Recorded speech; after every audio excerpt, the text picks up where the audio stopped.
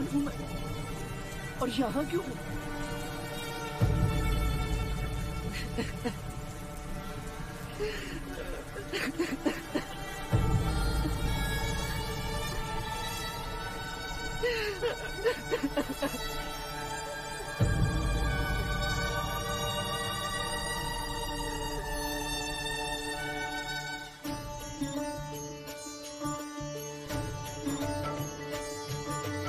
आरती उतारो श्री राम रघुवर की, राम रघुवर की, श्री राम सियावर की, राम रघुवर की, श्री राम सियावर की। आरती उतारो श्री राम रघुवर की, राम रघुवर की, श्री राम सियावर की। बोलो सियावर रामचंद्र की।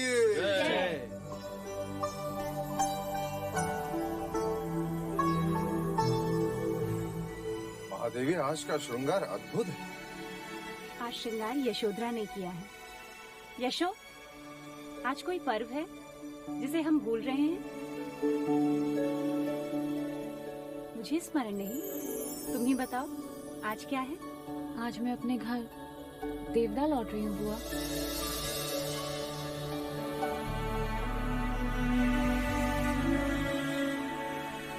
तुम जा रही हो? अभी तो तुम्हें जी भर के देखा भी नहीं। और तुम कुछ दिन और रुको हमारे पास। सुन लिया राम जी, बुआ कह रही है कि मैं कुछ दिन और रुक जाऊं। अब आप ही बताइए इन्हें कि वहाँ पिताजी को कौन समझाएगा। यहाँ मुझे देखकर इनका मन नहीं भर रहा और वहाँ देवदाहा में मुझे ना देखकर पिताजी का मन क्रोध से भर गया होगा।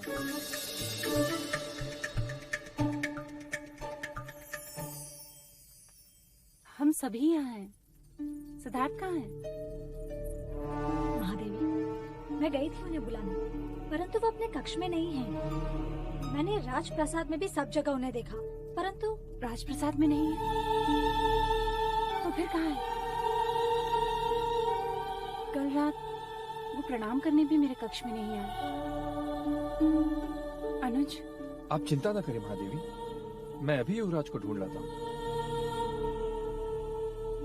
हाँ हाँ महादेवी, आप चिंता न करें, युवराज मिल जाए। शयन कक्ष में ना हो तो आश्रम की कुटिया में हो, या फिर राज परिषद के छत पर हो सकते हैं, अथवा तालाब किनारे। नहीं, चन्ना के साथ अश्वशाला में बैठे, अथवा आचार्य कौंडिन्य के साथ ज्ञान गोष्ठी में बैठे हो। कल तो युवराज ने बड़ी ठिठोली की जब आचार्य अश्वपाल ने उनसे राजनीति सीखने की बात की, तो कहने लगे स्वार्थ के पाखंडी खेल का नाम है राजनीति।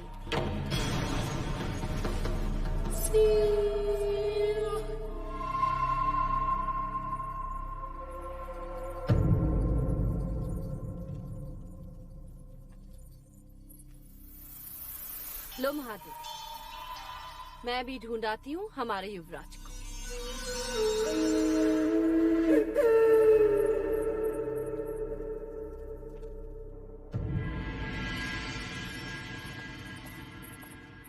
युवराज मिले?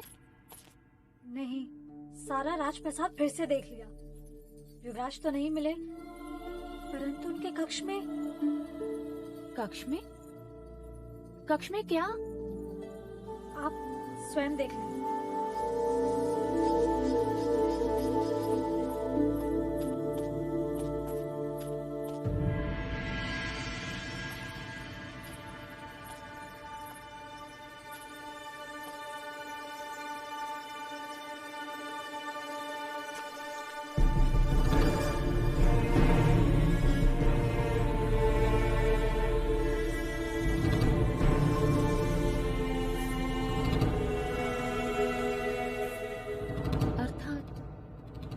तक उस जीव की पीड़ा को भूल नहीं पाए। मेरा हृदय ग्लानि से भरा है। कोई मेरी बात को समझ ही नहीं रहा। सब मेरी बात का विरोध कर रहे हैं। गुरुदेव, क्या ज्येष्ठ के कृत का विरोध करना अनुचित था? युवराज, जिस प्रकार हाथ की पांचों उंगलियां समान नहीं होती, उसी प्रकार मनुष्य की प्रकृति भी एक समान नहीं होती। तुम अहिंसा को मानते हो, देवदत्त। चीते ने अपनी प्रकृति में अधीन होकर बच्चे पर घात किया और देवदत्त ने अपनी प्रकृति के अनुसार चीते का शिरच्छेद किया। तुमने अपनी प्रकृति के वश में होकर बच्चे के प्राण बचाए। जो कर सकते थे वो तुमने किया। इसमें ग्लानि से पीड़ित मत हो सिद्धार्थ। गुरुवर, मुझे इस ग्लानि से मुक्ति चाहिए। क्या इस पीड़ा से कोई मुक्ति नहीं? मुक्ति है।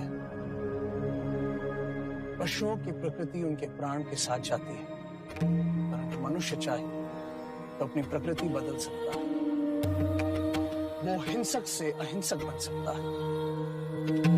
वो स्वयं पर संयम पा सकता है, जो पशु नहीं कर सकते। गुरुदेव, आप ही कोई उपाय सुझाइए। अपने मन को शांत करो।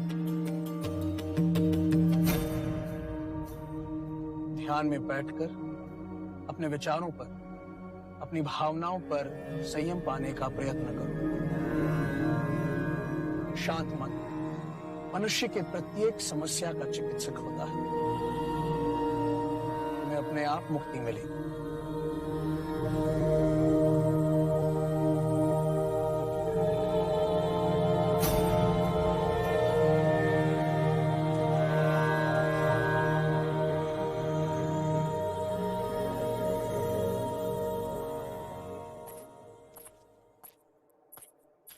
यशो, कहाँ चली गई थी मुझे छोड़ के? सिद्धार्थ को ढूंढने बुआ।